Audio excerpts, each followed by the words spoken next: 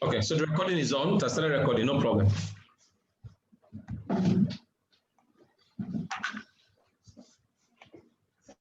If be so busy, you can give me back the work so that we are meeting people in. Because yeah, send it back to me.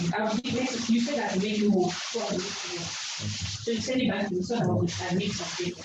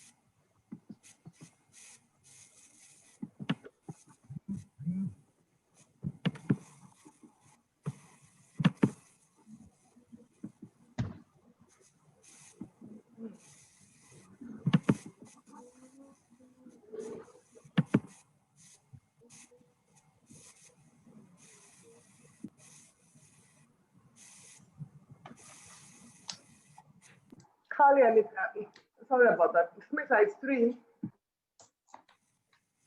Sorry, what's the time? 3 p.m. Shall we start? I think so. I think we better start.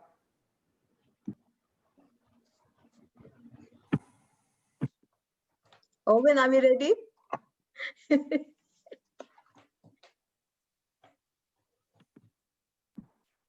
He's recording already. I think I'll just start now. It's 4:06.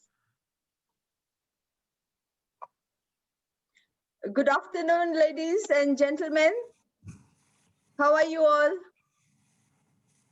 I hope everything is fine. I will just give a minute for all to settle in.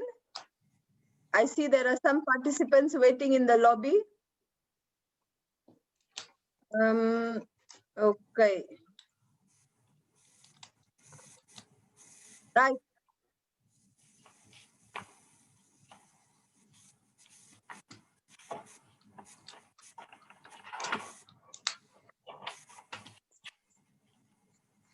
So let's start now. Good afternoon once again, ladies and gentlemen.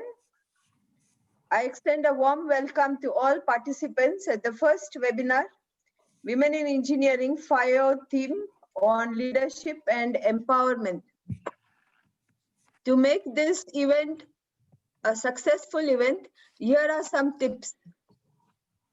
You know, we ladies are always running after time. We are almost always punctual. Please put off your camera and mute your mic. If you have any questions, raise your hand.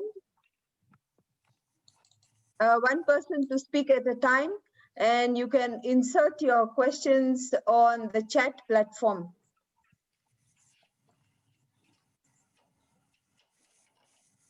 So this webinar is, the theme of this webinar is leadership and empowerment. Right. The age-old myth that leaders are born has been debunked over the years.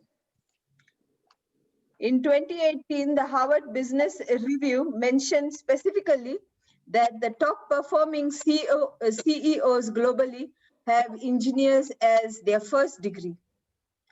But very sad to see and read that there are very few female engineers in that category. So the objective of this webinar session, it aims to assist female engineers in developing leadership skills and empowering them to reach their full potential and achieve their dreams. Having said that, let me introduce myself. I'm Smita Francis, Team Lead of Women in Engineering, Leadership and Empowerment, and I will be your host today. Today we have an interesting and impressive line of speakers. I think we are just very lucky to be honored by the present and past vice chairs of Women in Engineering FAEO and the future president of FAEO. I don't think this can be a coincidence, but yes, we are extremely lucky to have all of them on board. I'm honored to introduce the moderator of this session, Engineer Valerie Agbaraba. Engineer Valerie is a practicing metallurgical and materials engineer. Valerie is the immediate past Vice President Chair of the Committee for Women in Engineering of the World Federation of Engineering Organization and FAEO, a Royal Academy grant holder. She led research on women in science and engineering in Africa. She is the founder and executive director of a mentoring organization called a Science, Engineering and Technology Network. She advocates gender balance and is passionate about building the next generation of engineers and scientists. Colleagues, I present to you Engineer Valerie Agbaraba.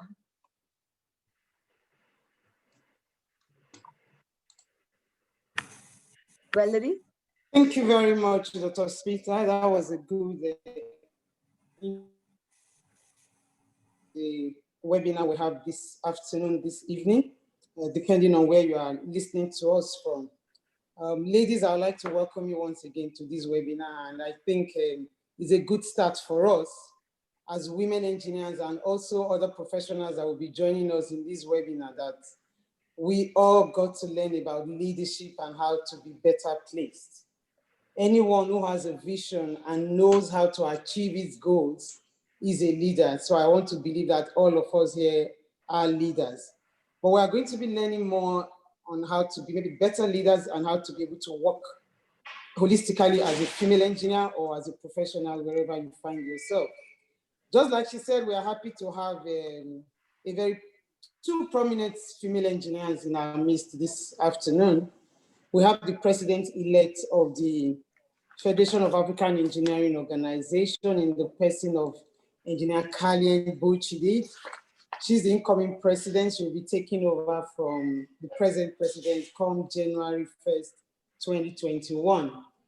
I'll just read a little bit about her so you get to know her. And please, when I'm reading Engineer Kalien, if you don't mind, I know your picture is up there.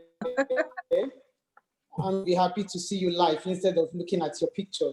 So please, you just put on your video so they can see you. Engineer Kalien Bochidi is an independent consultant. She's an earthquake engineer. You know, that's a very rare discipline of engineering. She's had a career span over 35 years. That's her. Always smiling. Please, let's see you very well. Thank you very much. You're welcome.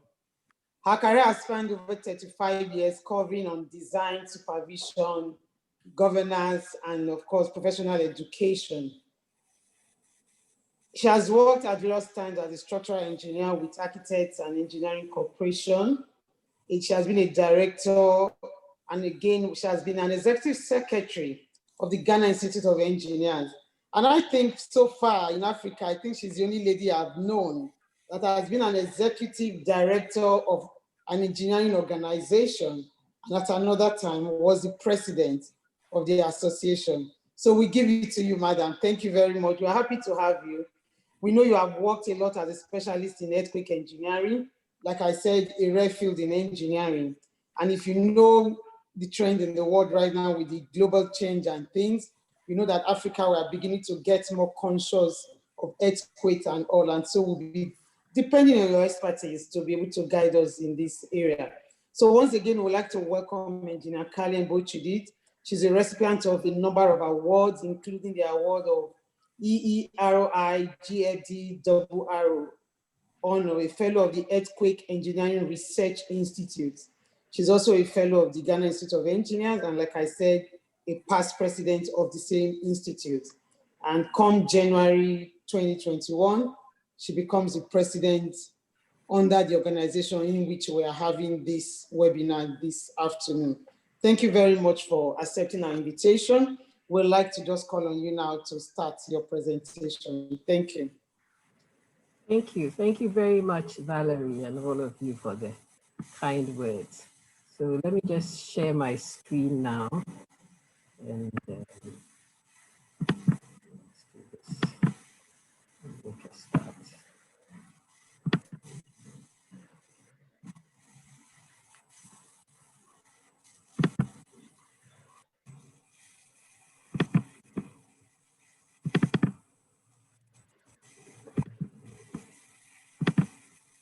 I hope you can see my screen.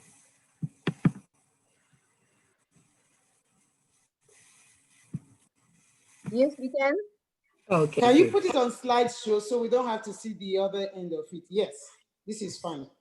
Thank you. So I'm going to be talking about developing leadership.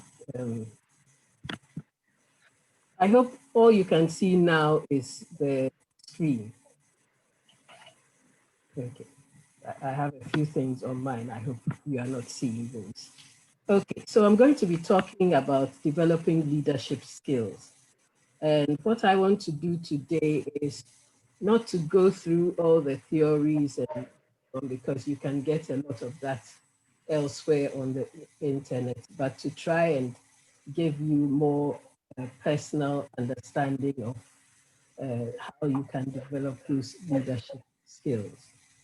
But I still need to give you a bit of background. So I'll start by talking about a little bit about who a leader is and what the tasks of a leader are. I shall mention the role of leadership style and when it comes to developing your skills, and then give you a few examples of leadership styles and tell you what the first steps should be for you when you want to develop skills as a leader and how you develop some good leadership skills. And also I'll give you a few examples of some skills that are useful for everybody. So this is basically the outline of my presentation. And if you want to know who a leader is, I think one of the best descriptions I've found is one given by Henry Kissinger, who was the former Secretary of State in the US. And he said the task of a great leader is to get his people from where they are to where they have not been. So basically, a leader leads, and you take your people or whoever is following you to a different place. And it will usually be a place they haven't been before or something they haven't experienced before. And I just want to mention that there are some differences between leaders and managers. This is because this is often confused. You have managers who plan, they build, they direct organizational systems to accomplish missions and goals. But it's the leaders who establish the direction and they motivate people and inspire people around to give of their best. Theirs is mainly the visionary part and everything else that goes with it. So often you find that very good organizations will have managers who are also leaders, who are also good leaders. And organizations benefit from having both managers who are also leaders. So what are the tasks of the leader? We've said that they have to take people from a place where they haven't been to a place where they want to be. And so they must be able to envision where they want to be. So generally, a leader must have vision. If you don't know where you are going, how can you lead people there? You have to also have the capacity to plan how to get where you want to go, and also the capacity to actually get there. So you may know where you want to go, but if you don't know how to get there, you are not going to be able to lead. And so you must actually know how to get there and actually be capable of leading people to get where you want them to be. You also have to have the ability to identify the right people to help you to achieve the vision. And this involves you must be able to communicate what the vision is to those you want to lead. You also have to be able to motivate them and inspire them so that they can give of their best. Furthermore, you must be capable of managing and dealing with the challenges that will come along the way, because by all means, there will be challenges. as you go along. And there may also be changes. There may even be changes to the vision. When you start off with the vision, you may have a general idea. The vision may not necessarily be very clear. And it's as you go along that you get a clearer vision, you adapt, you change, there may be things you have to change along the way. And you must be capable of doing all these things as a leader. So you need to have certain skills for accomplishing the tasks that I have described for the leader. And these skills that you need to have will vary depending on the style of leadership that you are using. And I will go through some of the leadership styles that people use. But just to know that there's not one right one and one wrong one. They all have the advantages and disadvantages. And the leadership style that is used by a leader is often influenced by their own personality and the kind of challenges that they are being faced with. And also you should note that one person can employ more than one style of leadership. They can employ different styles of leadership, change their style of leadership depending on the circumstances. So these are just a few examples of leadership styles that are used.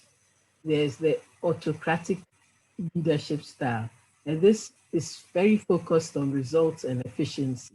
If you think of one example I've seen is that of a surgeon in the operating room. Everybody must know their job. They as the leader will be depending on everybody to be efficient, and they'll be trying to lead their team so that they get the results. Another very good example is an army general. They want results. They will make sure that everybody is delivering. They will inspire their people to deliver the results. They may not give you too much room to ask questions and so on, but because you trust them as leaders, you follow them. So that's the style of leadership.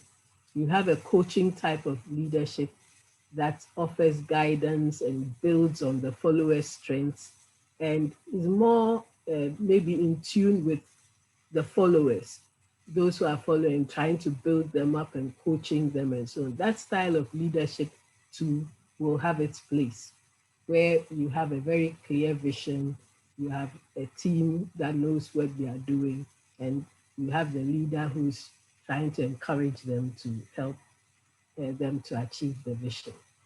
Then you have the visionary types that they inspire, their vision is so clear, they inspire people with what they say.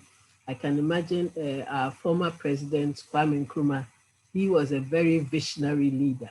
And the way he spoke about African unity and so on got everybody following him. So you have that type of leader. Then you have the servant leaders who they also try and elevate their followers and develop their followers. Theirs is they serve. They serve more than they lead. And because of the way in which they try and elevate their followers and develop their followers also do their best to try and help achieve the vision. Then you have the charismatic leaders who just by their magnetic personalities and their eloquence and the conviction they have in what they are saying are able to get people going and are able to lead people where they want. And you have this kind of leadership again. You often have some presidents, especially the presidents in the past, you had a lot of very charismatic personalities. I know our former president, President Rawlings, was that type. Nkrumah was also very charismatic, and they get people to follow them merely by the force of their personality. Then you have the transformative leaders who drive change. They get people to innovate and they get people to do things in a new way and so on. And they use transformation to get change, to get where they want to go. So these are just a few of the types of leadership styles that you will find out there. And like I said, there are many, many different types of leadership style. So when you want to develop leadership skills, what do you need to do? First of all, you really must understand who you are and what you stand for. What are your values and what are your personal rules? What is the right thing for you to do? When you understand yourself, number one, you will not be that easily swayed by just anything that is said. You will need to understand yourself before you can really convince anybody else to follow you and do what you want them to do. You need to know, okay, as a leader, what are the things that for me are no-go areas? What are the things that I will not do? I will not, for example, do something that will destroy the environment. For me, it's a no-go area. So as a leader, if I'm leading my people and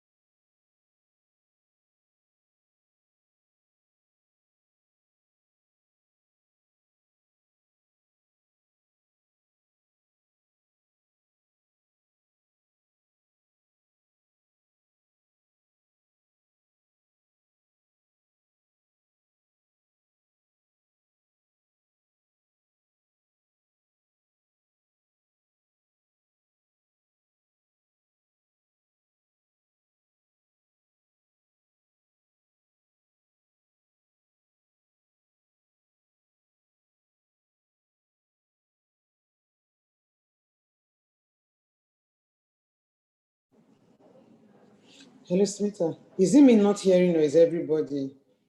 Yeah, we seem to have lost her. I think she disconnected. Me too, I don't hear anything. Oh. Yeah, I think she Valerie, disconnected. yes, she's Val, trying to get in touch with her. Okay, we're waiting. Thanks, Valerie. Yeah, I also can't get anything. So the problem is from her side. Yes, it yeah? is. It's like It should be.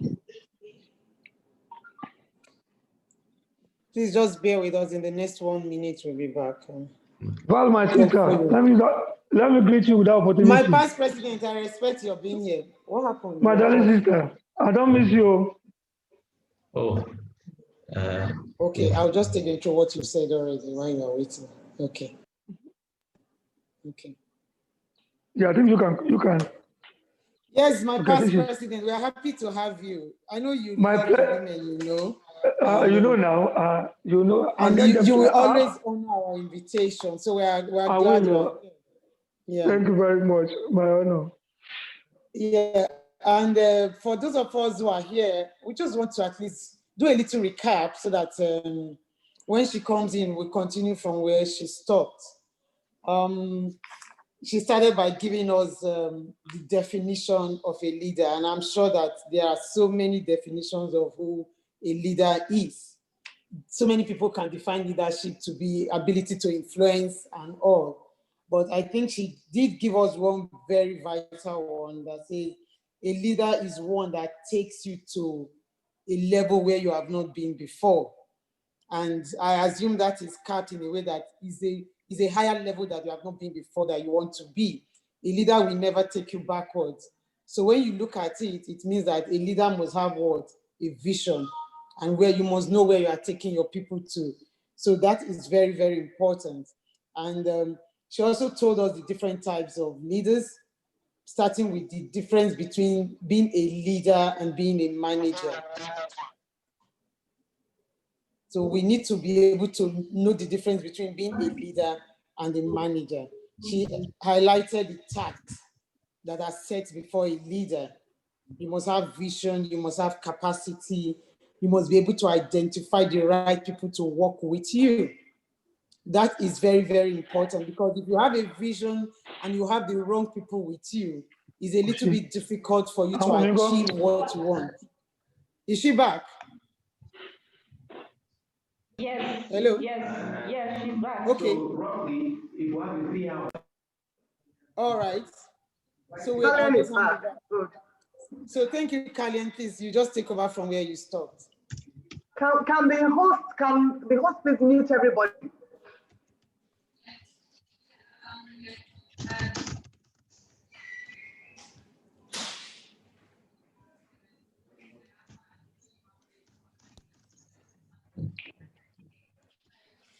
Please, can we just all mute our systems? And when you want to speak, you just raise your hand and then we'll mute you. Or the host, Ovens, please mute everybody. Okay. Thank you. The Thank you. president, okay, the president is here. Oh, president of FAO Sorry. is here. Sorry, Did I you need say to. the president of FAO is here? That's true. And maybe just put for the webinar, can you please put it in parentheses, in brackets? A very good afternoon to you all. Mr. Good President, afternoon. we would like to welcome you to this webinar. We thank you for joining us. And we're Good happy you are afternoon, here. Mr. President. Thank you so much for this great event. I was in from the beginning, but I was using the FAEO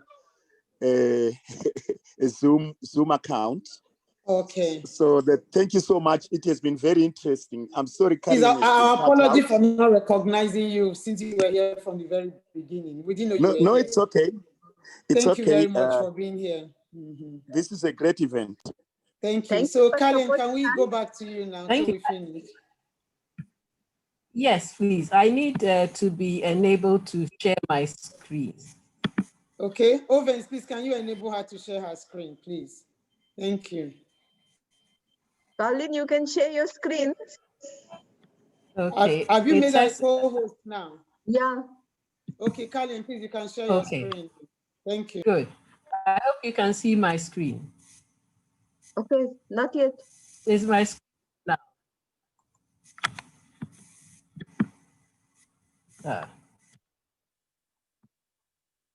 Colin? It's not. Yes. My screen is not on. No. Okay, let's retry again.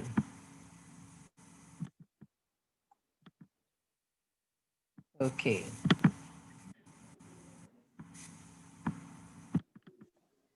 Yes, it's coming on. Thank you. Yeah. You can put on presentation mode.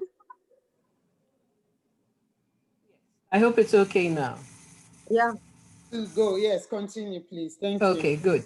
So I was talking about the steps you need to take when you want to develop leadership skills. And I said that the first one was self-awareness, and you need to understand who you are and what you stand for and what your values and personal rules are.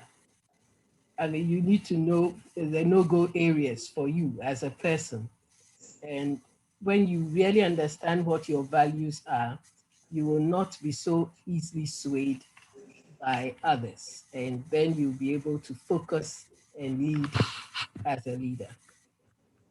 You also need to be able to motivate yourself, and you should be able to look within yourself to find out what inspires you. If you yourself are not motivated, you cannot motivate others. If you are not convinced about where you want to lead people and what you want to do, you can't convince others.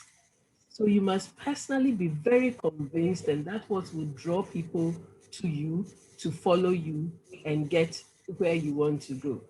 And then you should be able to determine the skills that you need to develop and identify the leadership styles that are best suited to your personality and circumstances. Everybody is different, and everybody cannot do the same thing in this, things in the same way. We have many different types of leaders. They all are able to lead and achieve, but they may not all use the same methods. And it will depend a lot on your personality. It sometimes depends on culture and depends on the circumstances within which you find yourself and what you have to do and what you have to achieve. So you should have the ability to determine particular skills do you need. You need to know what your strengths are and pick the skills that you are closest to being good at, and then master those first. Choose what you will be bad at. And to give you an example, in earthquake engineering, when we design, we say we design for failure.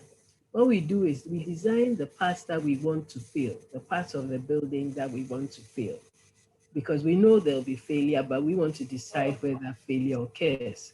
We decide where the failure occurs so that the building will remain standing so it doesn't kill people.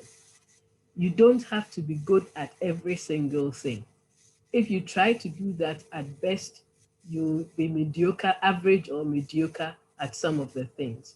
So choose your strengths and be very good at those and strengthen those, work on those and be very good at them. And then you will achieve. I gave examples of heads of states. Some were just very charismatic and they used their charisma to carry their whole countries through and get things done. Where you are not strong, you can delegate, you can get other people to do those things. If you are not good at managing people and getting them to do something, you may get somebody else to do that. And you use your strengths to the best of your ability. So you work on those strengths and master them. And I told my president that I would be using him as an example. And, you know, he has certain strengths. He has, and I'm talking about our current president of FAEO, Martin. He has certain strengths. He has a vision to get, you know, all of Africa on board to create the Africa we want. And everywhere he goes, he makes sure that everybody understands this and he gets things done.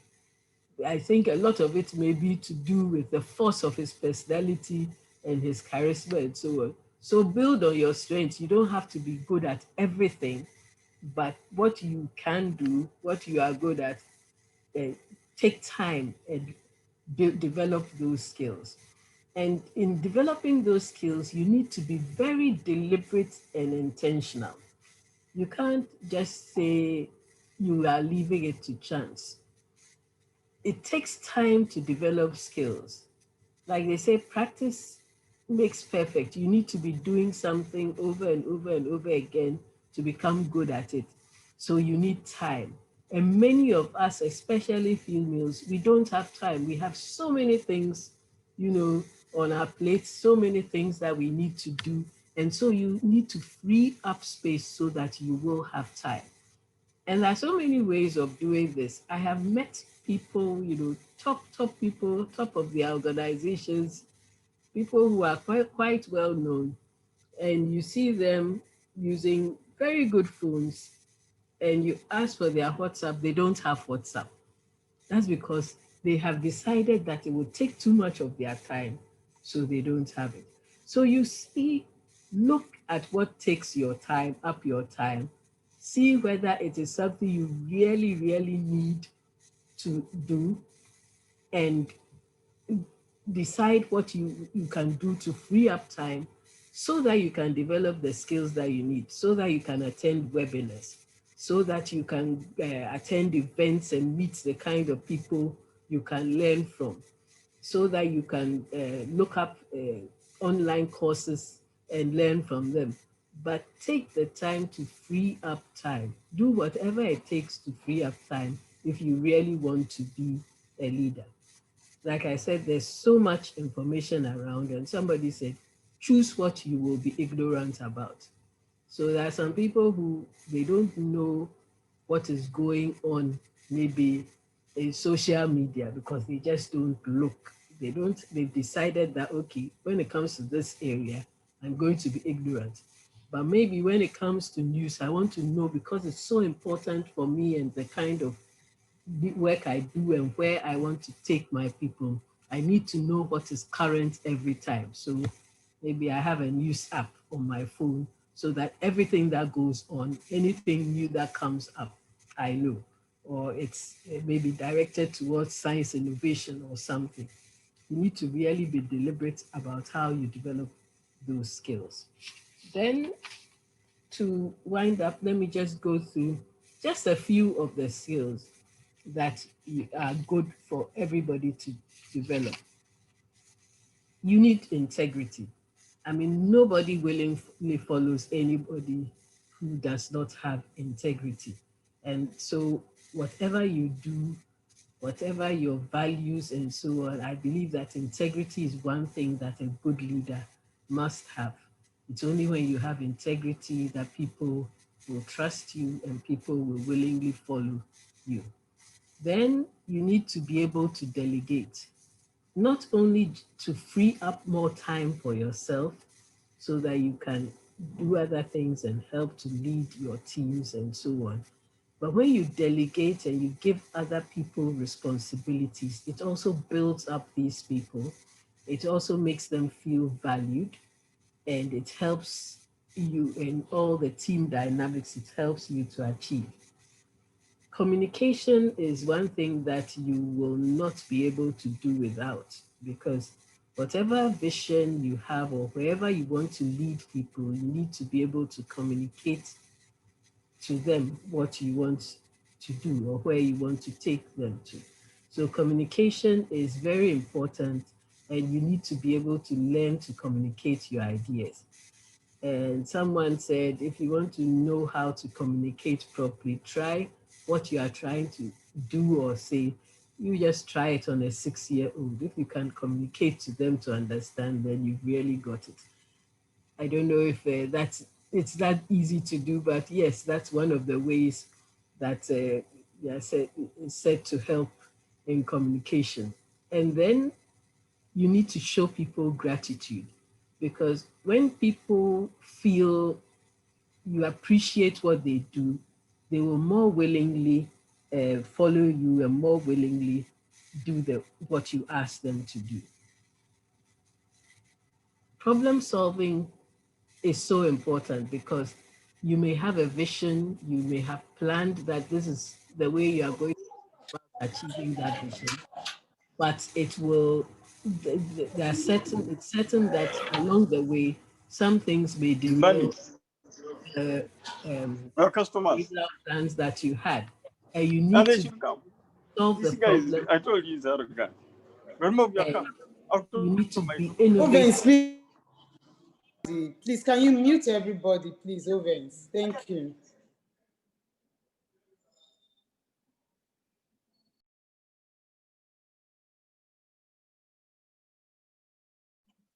Colin, please unmute Colin, you yourself. can continue and just finish. Okay, thank you. Now I'm unmuted. Yes, Yeah. so you need to be able to think outside the box sometimes to be able to solve problems. I recall a time when I had a huge event. We had a big hall with several air conditioners, and just before the program was to start, the remote control could not be found. But there were about 8 air conditioners and all the same type, but not one remote control could be found. And guests were ready to start coming in. I recall that my director of operations vanished from the scene. Everybody was very agitated, and it occurred to me that, okay, there must be a manual way of putting this thing in. Find a long ladder, put it up, put on all the air conditioners. Before a few guests had come in, but it was better to have a few guests see us do that than to have a hall full of about 200 people see us trying to put on air conditioners. So we did that. The program went on fine, and all those who had vanished reappeared somehow during the program. So you have to be able to think outside the box, and it takes practice. And there are ways of doing this. You look this up on the internet. There are so many exercises and so on that are supposed to help you think outside the box. You also need to be able to influence people. And I'm happy someone else is going to talk about emotional intelligence, because you need this to be able to influence people. You also need to be able to show empathy to people. because it improves the way people respond to you when they know that you care. You're able to show them that you care, and therefore they will do whatever they can for you. I recall when I was working at the institution as executive secretary when I got in at first. It was a small team, but I believe that they felt that I cared. The first thing I did was try and raise their salaries. We had a big argument about whether they shouldn't improve their work before their salaries were raised. And I said, no, you raise their salaries and they will improve. And I insisted on that. It was done. And I told my staff, look, this is what I've said. And everybody rallied round. The way they worked for me, I myself was taken aback. They did everything they could for me. They would stay up late to do their best because they felt that I was also, feeling with them in their difficulties. Then you must have the courage to speak up. And this is what we don't do. I don't know about other countries, but in Ghana, we find it because especially when you have to speak up to elders and people, your boss and so on.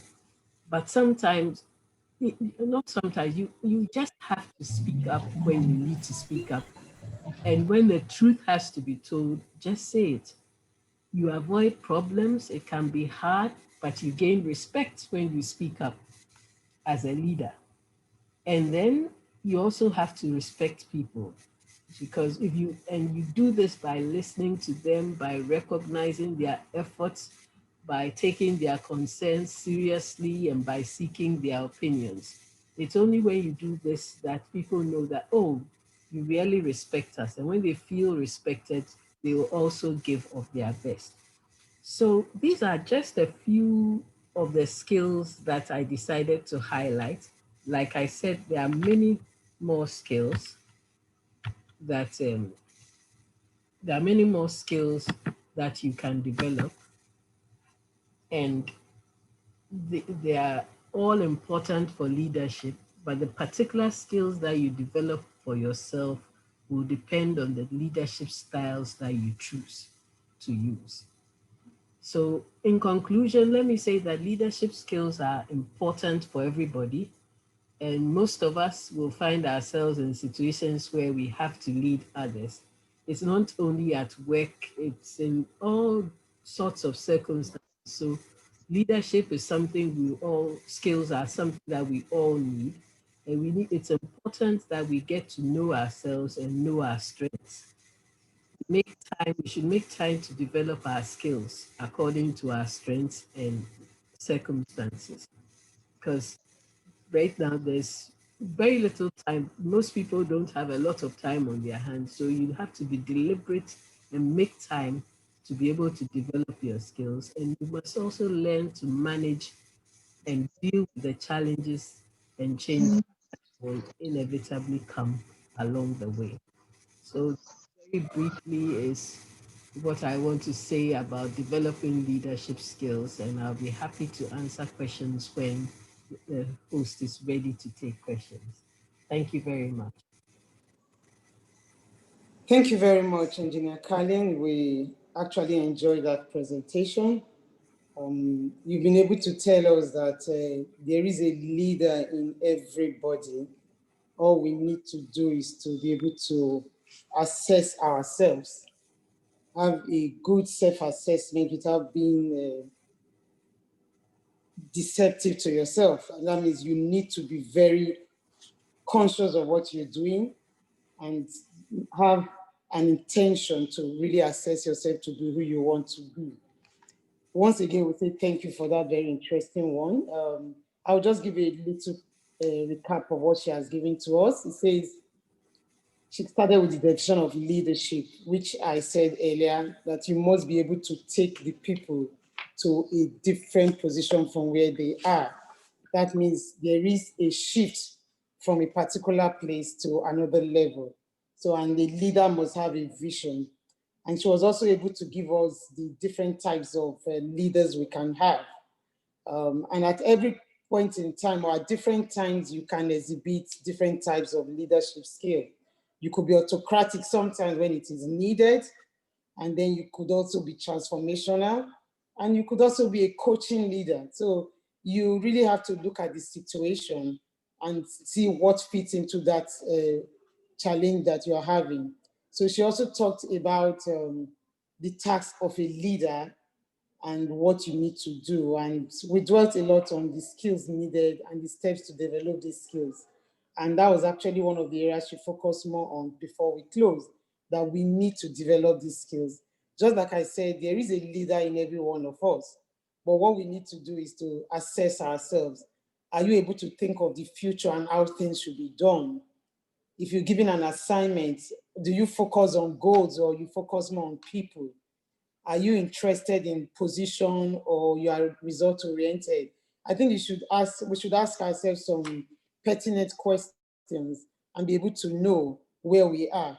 Because at every opportunity or once in a while, even amongst your team, there is a time for you to show some leadership traits, and there are times you have to lead.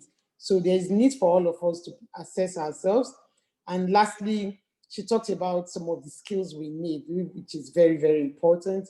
A leader must be one of integrity, not just integrity. I would say high integrity. You must learn to delegate. And I think one of the most important one is communication. If you're a leader and you cannot communicate what your vision is or what you want done, then people might misunderstand you and the job might not be done. So we need to develop good communication skills so that people do not misunderstand our vision or the goals we are setting for ourselves. And lastly, we must learn to be appreciative. You must appreciate people who are working with you. At every point in time, a little word of thank you will encourage somebody to do more for you as a leader. So know yourself, develop yourself, assess yourself, and see that there is a leader in you. And as you do that, you become better and better as a leader. Thank you once again, Engineer Carlin. We appreciated that lecture. We'll be going to our second speaker this afternoon. And we have Engineer Linda Otieno. Today is Friday. We know a lot of people are ready to start their weekends, and so we're not going to take too much of your time. We're going to work with time. Please, can we have the host work on the link for questions? I'm told that as people are typing, the questions are being erased.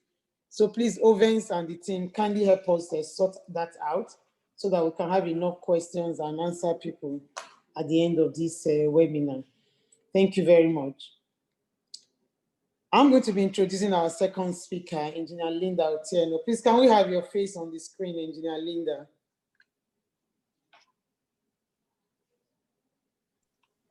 Thank you. Yes. That is Engineer Linda Otieno. Engineer Linda is presently the CEO of the Institution of Engineers of Kenya. She's a graduate of civil engineering and is about to rounding off her master's degree in transportation engineering. Engineer Linda has experience in highway and technical and value for money audits. She's worked on road inventory and conditions of surveys at different road projects in Kenya. She's also been involved in environmental studies, evaluation of proposals, geometric and pavement design works, and construction project management.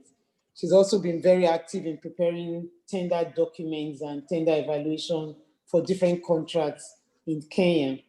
She's well versed in demonstrated management best practice and is a natural leader. I know she has to be that. For you to be the CEO of the Institute of Engineers Kenya is not an easy position. And so I'd like to say that we are really lucky to have these two women talking to us today. They are not just talking about leadership. They've been in position of leadership and they've been very exemplary.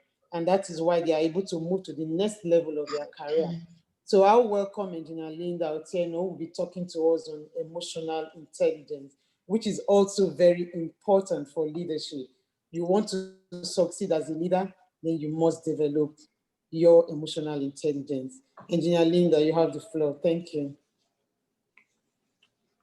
Thank you very much, Engineer Valerie Agberagba. I'd like to thank all the women leaders, especially from Kenya, our work chair, Engineer Christine Ogut, and also Engineer Margaret Ogai and Engineer Jane Mutulili, who've been very instrumental in my mentorship, even as a leader. It's a process. So, and I'd also love to thank all the women engineers here and to let them know that they're natural leaders. So straight on to my presentation, which is on emotional intelligence. So the outline of what I'll discuss today is, first of all, what is emotional intelligence? The importance of emotional intelligence in engineering, and also achieving emotional intelligence as an engineer. So what is emotional intelligence? The term emotional intelligence, which is also known as emotional quotient, was first defined in 1990 by Salovey and Mayer.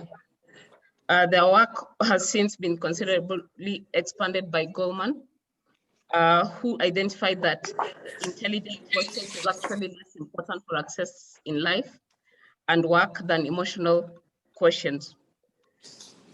So emotional intelligence, as you can see from the history, the psychologist and behavior science journalist, Dr. Daniel Goleman, whom I've referred to so much in my presentation, then introduced the concept to the public and popularized it in his book, simply called The Emotional Intelligence.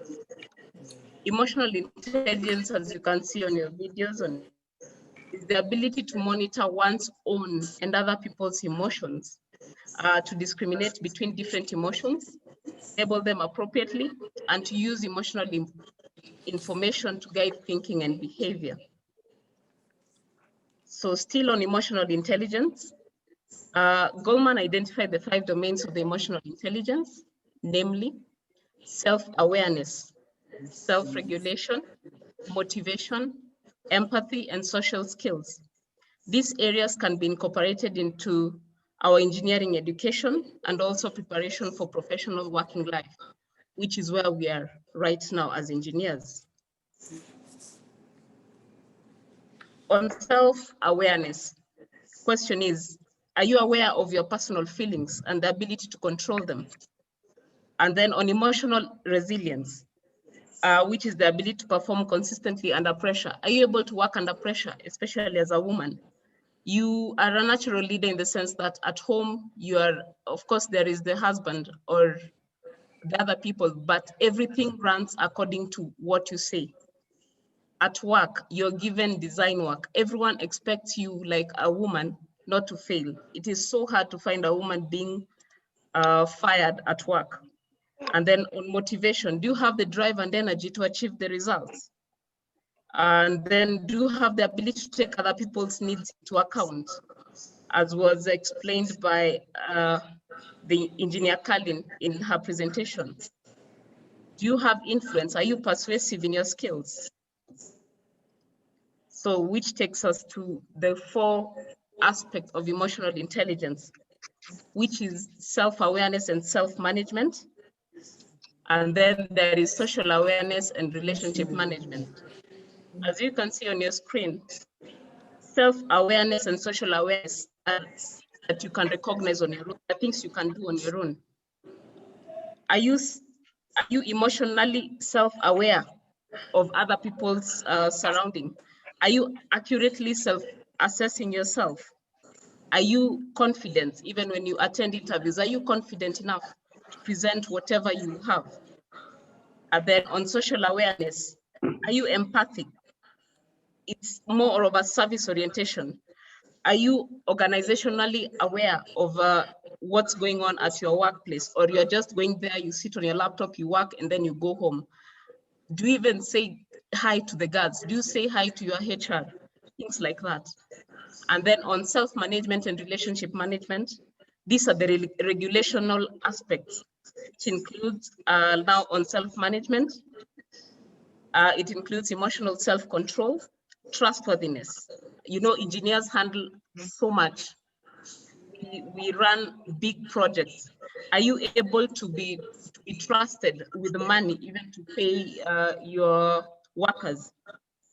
Adaptability, do you have an achievement drive, any initiative, or you're just waiting for your boss to tell you what to do? Can you come up with your own ideas? And then on relationship management, which is the leadership aspect now, are you able to influence people? Are you able to go back to your community and be a politician?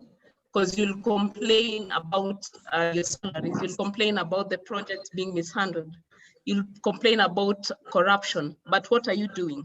Are you able to influence the leadership? Are you able to influence your people at home to even vote for you? And then on communication, and then there is conflict management. And also, are you a visionary leader? Do you have catalytic skills like the communication aspect, which we fail so much, especially when we are expected to go for interviews.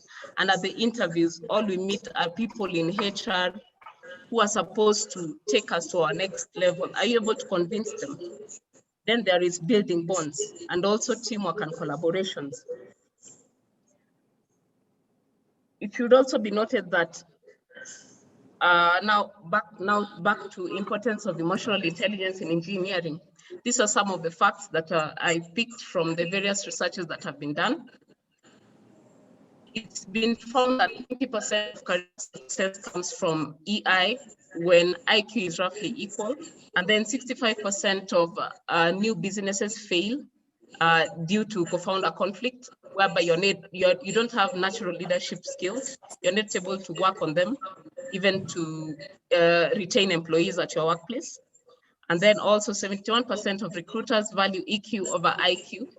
Kindly note that recruiters have gone through communications trainings, they've gone through leadership trainings, they are social beings, unlike engineers who are mostly used to working and doing designs.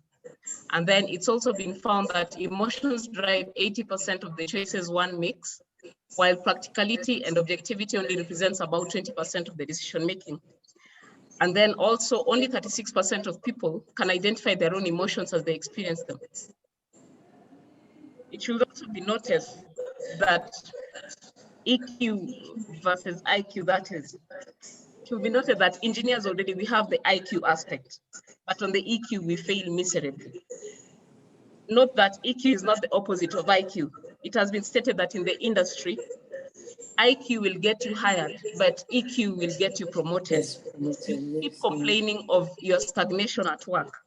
You keep complaining of your boss not noticing you, but what are you doing about it? You're just there doing designs, presenting, you're like a robot. You're doing things that of course is expected of you, but are you sociable? Are you talking to your coworkers? What more are you adding to the organization other than the fact that you're doing an engineering skill? You're giving them the technical aspect. Now, the aspect of EQ in engineering education, it's been estimated that approximately 90% of emotional communication is actually nonverbal. And indeed, when it comes to appraisal and expression of emotion of the self, this can only be achieved through communication. But engineers actualization of the communication. This also ties in very closely with the EQ elements of the self-awareness and self-regulation that I talked about earlier on. Because communication has been ranked as one of the main characteristics that are required by the engineering industry currently, we have recruiters like who have come in and are now being used to hire us. If it were a fellow engineer, it would have been easier. But now when you have an HR at play who is supposed to understand what you are saying, your communication skills, it becomes difficult. So it means we have to go back and do these skills that we call catalytic skills, now the soft skills, and improve on them. EQ has an important role to play in augmenting communication skills. And notably, when certain EQ elements are enhanced in the engineering student at an early age, it makes it easier even for them after they've graduated. They're able to present themselves properly. They're able to prepare their resumes properly. And also they're able to pass their interviews relatively easy.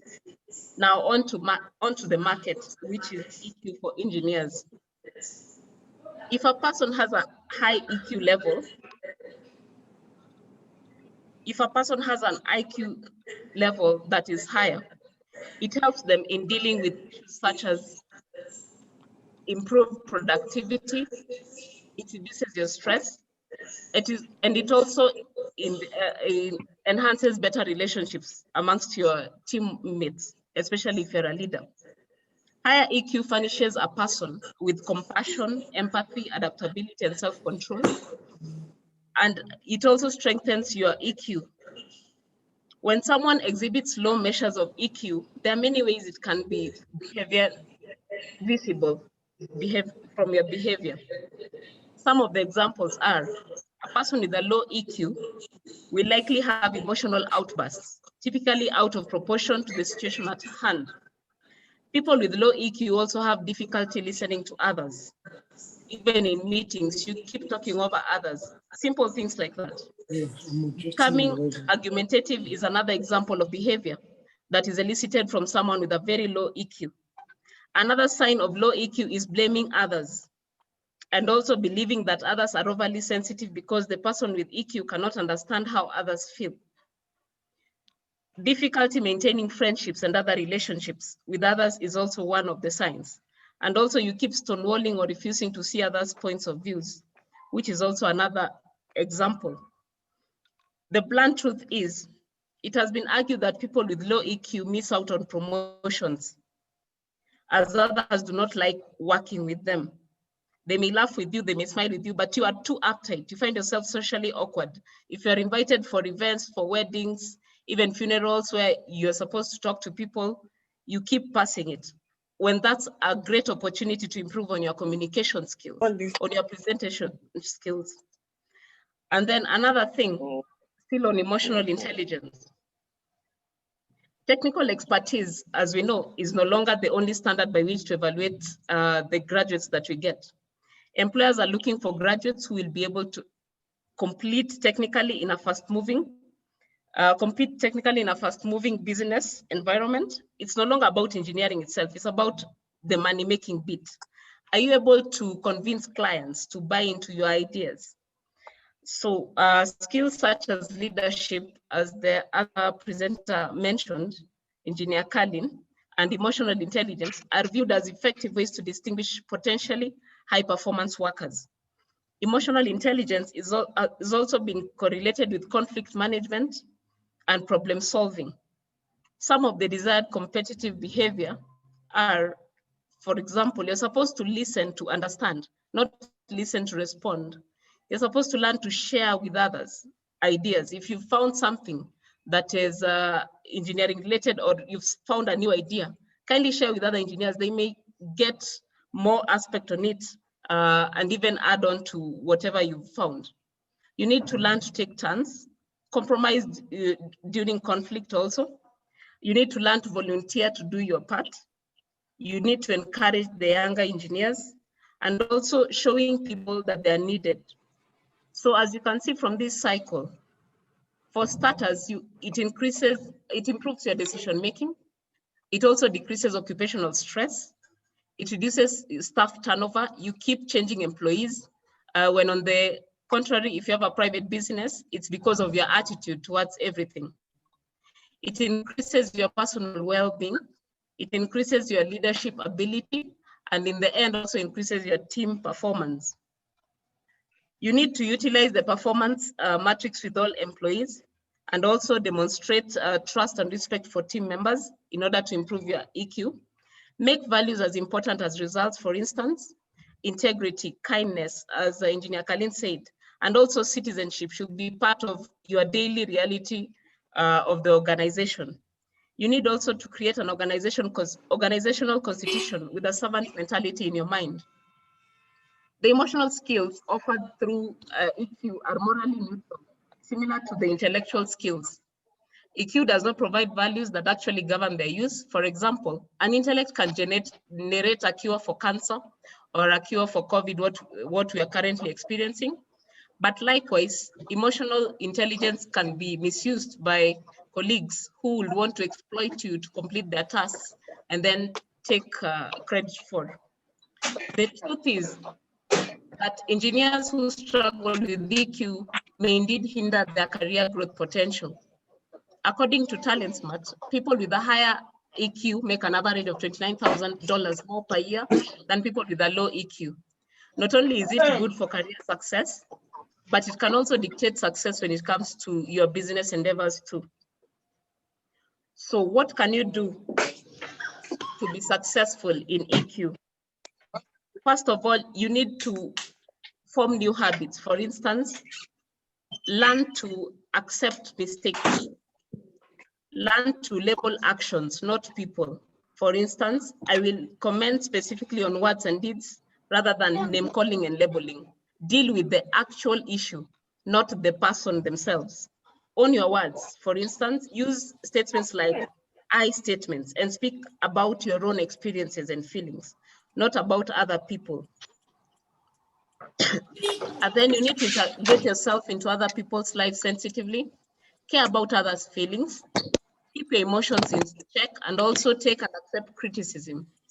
You also need to learn from your mistakes. So what is our take home today? You need to increase emotional intelligence in setting. You need to improve your emotional intelligence in empathy, social skills, your self-awareness, motivation, self-regulations, which will serve everyone. Being intelligent is great, but knowing how to use that intelligence is also something even more impactful. The fact that these abilities can be cultivated and nurtured is an exciting concept. A culture with more individuals who score high in emotional intelligence will see less dysfunction, even in our culture itself. This culture would instead see higher levels of cooperation and human connection. A high EQ culture will be able to resolve conflicts and have functional communication between human beings. I think that's all for me, and I leave you with this video. Thank you very much, Valerie.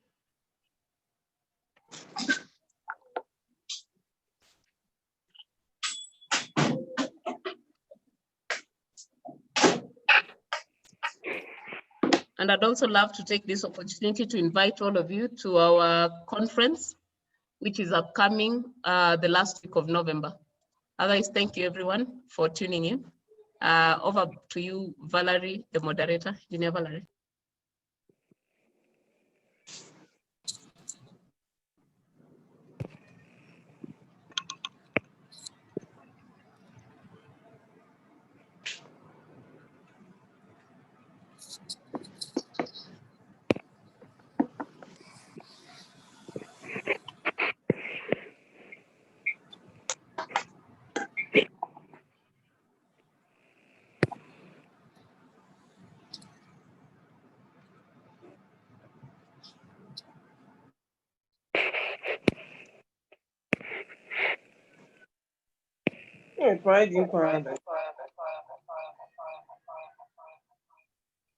Thank you very much. Sorry, I had some difficulty being unmuted there.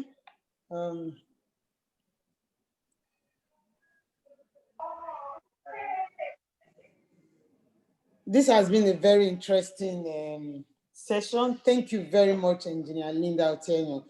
I know that most of the things you were saying them from experience, because like I said, to be the CEO of an engineering institution, you need to display quite a lot of emotional intelligence to be able to get everybody to achieve what you desire for the institution.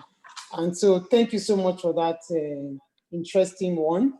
I just have a few things I would have loved to say, but I've been reminded because of time, it's a Friday and we have limited time. But be that as it may, I think we shouldn't lose sight of some of the interesting things that we learned from this presentation. Emotional intelligence is very important. We need to be able to look at the 5 areas: self-awareness, self-regulation, empathy, motivation, and relationship management. These are very important issues we need to look at. And as engineers, I think it's a little bit more difficult, especially when you were talking about people are looking for not IQ to use to employ, but they're looking at your EQ. I've read that so many times. And I just wonder, as engineers, we always like to display what we know. So this is actually a new paradigm for us. And so engineers need to be very careful when we are going to places, because we're always very boastful of what we know. So it's a new learning for us. And I'm glad that the women engineers decided to bring this out. And also, as women engineers, you know that you really have to learn to multitask. You've got to be a woman, you've got to be a mother, you've got to be at your job. And then we've even added this leadership in the women engineering institutions to it. And so you have quite a lot to do, and the tendency to be stressed is very, very much there. So, but we've got to learn to assess ourselves. We've got to, like she started with self-awareness. And if you recall, we ended on leadership on self-assessment. So during the course of your self-assessment, you really need to be aware of who you are. What are those little things that triggers you to not to perform on your assignments? And so we need to look at ourselves and be able to know those things that we need to work on as women engineers. You also told us some things about what makes a career successful. And I actually was looking at one you talked about, that emotional intelligence drives about 80% of choices. But when it comes to practicality, and I can't remember what the last one was, he said is 20%. To me, it looks more like the other way around when it comes to engineering design and engineering projects. We look more on practicality and things like that. So it's really going to be difficult for engineers to fit in, but it's something we need to learn if we have to move with the global trend. So for us as engineers, we've got to do a lot of work, assess yourself, and especially if you want to move to the next level, you want to be promoted, we've got to learn team spirit, have to learn office politics. Yeah, she said it in a very mild way. You learning to go and say hello to your HRO director and things like that. But we've got to learn office politics. You've got to learn how to relate with others. And one of the things she talked about was learning to socialize. Women engineers who've got to learn. I don't know, I look at myself, I really don't socialize too much. I think, oh, I've worked from Monday to Friday, I need my Saturday to rest. So I look for excuses not to be at that wedding you are talking about, or the party. But from what she has said, we all need to rethink. And yes, you want to rest, but it's good also to socialize. You can just pop into that social event, make yourself seen, and then you can move out. I think basically those were some of the things she talked about, really telling us that we need to learn to share with others. We need to learn to compromise at some times, and we need to let people know that they are also needed. No matter how much you know, you've got to give room for others to contribute to that project you are doing. Thank you very much, Engineer Linda, once again for that very interesting presentation. So we just take a few questions now, because we're running out of time. Then I can hand over to the chair of the Women in Engineering Committee. Okay, may I did do whatever feelings, but 50. Ovens. Hello. Okay, I'm with you. Do you have the questions ready for us? Tessie, maybe Tessie will read it from our end. People did not enter the questions. The first... Yeah, because they were having difficulty. They said as they were typing, it was erasing because everybody was typing at the same time. It was an error. I mistakenly gave them an access to the back end. So as we were typing, it was already. I had to create a new platform. Okay, maybe what we should do, can we just have hands up if we don't have the questions? Tessie, do we have hands up? Questions? Tessie, do you have questions?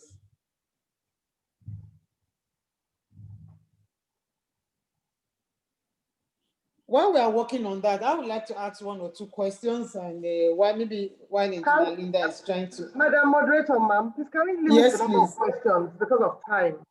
Do you have? I know we can't take. We just take about 2 or 3, and then we move. I'll hand over to you. That's what I said. Yeah. Do we have questions, Teresa? No, I don't. I have a few questions here for the second presenter. But no one sent questions for the class. Do we have any hands up for any question among the participants? Okay, yes, I'm seeing hands up. Lydia Mogarula, please, I'm sorry if I didn't pronounce your name well. Can you ask your question?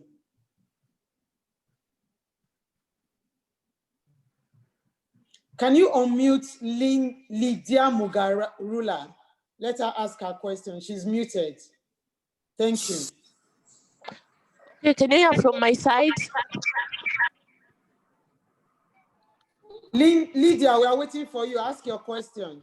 Yes, can you hear from my side? Yes, we can hear you. Please go ahead. Okay.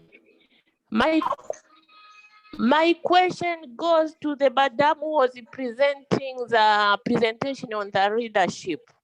Okay. I just have a question on, for example, the organization or company have set some sort of regulation, and there's some measures that had been like mentioned once you go against the regulation.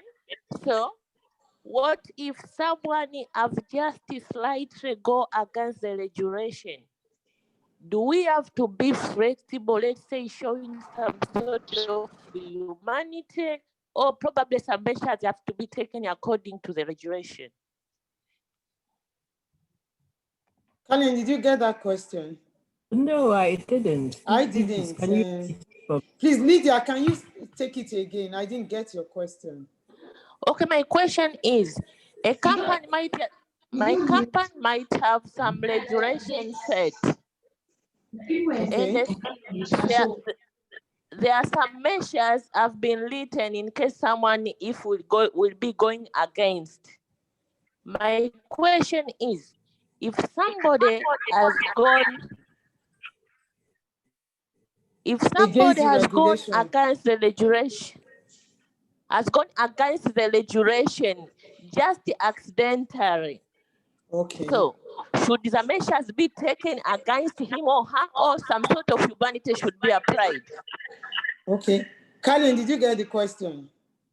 Okay, if somebody goes against a regulation unintentionally, yes, what should be the disciplinary action taken? Or should you be a little bit more emotional? I'll just take 2 more questions and then you can answer. There is Lola Adetona. Lola, please give us your question in just 1 minute. Thank you. Unmute Lola, please.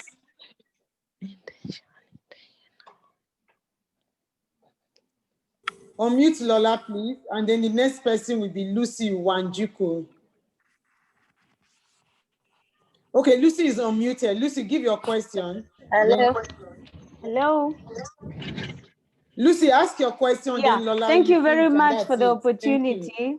Yeah. Lucy from Kenya. So I just want to pose a question to the more senior lady engineers that have been in leadership. What tips can you give to the upcoming ones that aspire to be leaders? When you find yourselves as leaders, women leaders amongst a group of leadership, what are some of the things you have used as strategies amongst yourselves to make sure you lead well as women amidst a group of other leaders who are from the other gender? So if you can share from your many years of experience leading in engineering, what are some of the tips of strategies that you could share with other upcoming young lady engineers? Thank you. All right. Lola, your question now, the last question. Okay, good afternoon, everyone. My name is Lola from Nigeria. I'm calling to congratulations on the successful one. Chairman is doing a good job. Dr. Mrs. Valerie, thank you so much. This has been long expected, and I'm happy that I'm part of it. Now, my question is, what are we doing about awareness? It seems so many people are not abreast of these women development strategies that is ongoing. These are very important topics that we all need to be part of. And I'm wondering, how regularly would we have this program? That's one. The second one is, what are we doing about creating more awareness so that more people can benefit from such wonderful programs? Thank you. Thank you very much, Lola. I think the questions are for Kylian. And then the last one, Madam Chair, you'll be answering that for Lola. How often are we going to have this? I know leadership and empowerment is just one of your things. So maybe you have some plans so that people can prepare their minds on looking forward to your webinar. This has been a very interesting one. So Kalien, you answered the 2 questions that were for you. Just very briefly, if you don't mind, tips on how you succeeded. Thank you. As I'll be very brief. leader. Yes, thank you. Thank you. I'll be very brief. If somebody has gone against regulations and it's not intentional, I think you need to recognize that it's not intentional. Depending on how severe or the impact that their action has, you may still give some kind of sanction, but it may not be the maximum sanction. So if what they did was really I'll call you later. serious, and so you want that message to be carried, so you still give a sanction. But good to recognize that it wasn't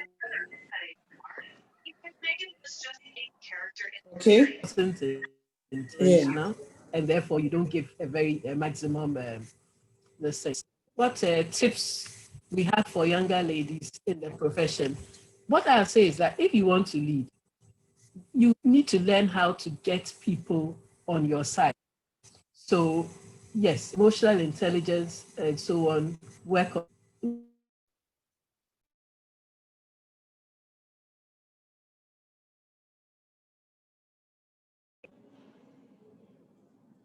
Have we lost Kalien there? Hello? Yes, I think we've lost her. Okay. Thank you very much, everyone. It's been my pleasure. And I mean, anyway, it was nice. we must. Okay. It was nice seeing all of you here again. Faces I've not seen for quite a while. Thanks to COVID.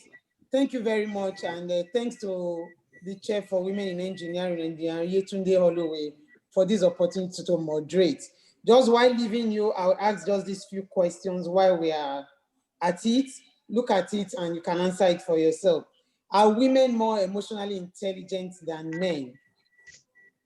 And as engineers, is it better to make decisions emotionally rather than rationally? I think we should look at it. I mean, Linda had talked about something which is also what we should look at. So for me, I'll leave those questions with us and advise that we all learn to assess ourselves once in a while, both for leadership and for emotional intelligence. It makes you a better person for tomorrow. Thank you so very much. Engineer Yetunde Holloway.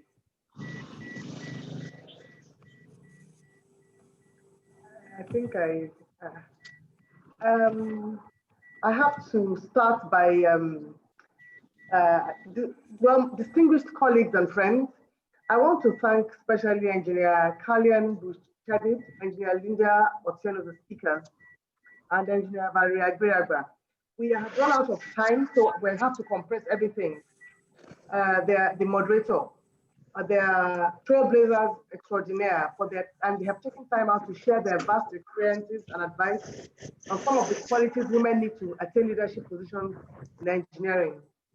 I think it would be amiss not to appreciate the team lead, Dr. Smita Francis, for her leadership in the planning of the event. I recognize her as a leading lady in the field of telecoms and space technology. And I thank Percy as well, our young but dynamic female engineer. I thank everybody who has attended this event today. And I appreciate the presence of our male colleagues who have added diversity to this session. We're all partners in progress. Valerie, I think I'm quoting you. And I do hope that you have also all benefited from the discussions. The truth of the matter is that it's not easy. It's not an easy journey to the top, whether male or female, but we can all do it. So female empowerment and leadership is one of the overarching themes of the Committee of Women in Engineering. So, and there are so many attributes needed to smash the glass ceiling for women to rise to the top, to take chairs in the boardroom. But emotional intelligence and it scores high on that list. There's also a sticky floor which ensures that the journey never even starts and it's totally unattainable. So, well, we've listened to, I have enjoyed the speakers today. I have enjoyed myself seriously. I don't think I have anything to add actually. But I want to quote Engineer Linda, who said emotional intelligence drives leadership. No, she didn't say that. I said that. Emotional intelligence drives leadership. So both work together. With good leadership, you have high emotional intelligence. But she also said, 90% of career successes come from emotional intelligence. So because we don't have much time, I won't say much more. But I want to answer somebody's question, and on that note, I want to appeal to the female PIs. The reason why we have this committee is for us to work together as a team.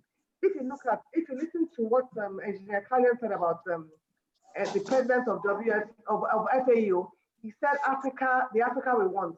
We need to come together as females. Our problems are similar as females, and therefore I want to answer Engineer Adeto's question by saying that we want to partner with female PIs in different parts of Africa and come together like this. The beauty of this event is that we have Engineer Kalian from Ghana, we have Engineer Linda from Kenya, we have Engineer Valerie from Nigeria. So we need to come together to attain the leadership position and to show the men that we can also do it. So please join us. If you have any program that you want to do, that you want to carry out, please let us know so that we can do it together. You will be giving your, at the end of the day, we are mentoring the girl children. We're making Africa a better place, and even the world a better place. So on that note, we have 3 minutes left. So I just want to say thank you to everybody again for attending this event, and we hope that we can smash that glass ceiling. Thank you very much indeed. Okay, can you put your face up so that everybody can see you? You were speaking without your video. I didn't want to interrupt. Oh, thank you. Let me look at this, see whether I can get the video out quickly. Thank you.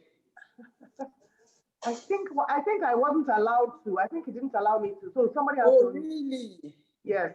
I think that's what happened. I didn't want to waste time by All right, Smita, over to you, and then let's see. And you can unmute the chair. So okay, I've unmuted myself. I'm yes, that's the chair. Thank you very much, Yetunde. Thank you very much indeed. Yeah, Smita, your closing remark, and thank you. Yetunde has let me refresh. Yetunde has said it all, has thanked everyone, but I would like to thank the participants once again for your participation, and the president of FAEO, Engineer Martin, for finding us some time from his busy schedule to attend this webinar. I would also like to inform all participants that next month we're having another webinar on 2 other criteria for leadership and empowerment. Please stay tuned for further information. So this upcoming webinar is on and leadership and management. So guys, thanks for attending. Thank you very much. Bye everybody. Thank you so much. Thank you. It's been nice having you all. Bye, Ma. Bye.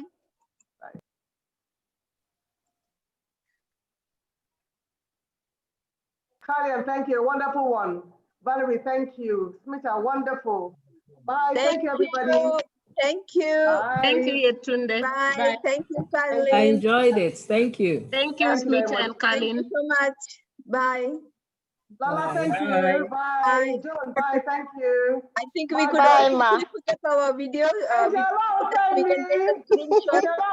Thank you. Bye. And Belinda. I missed.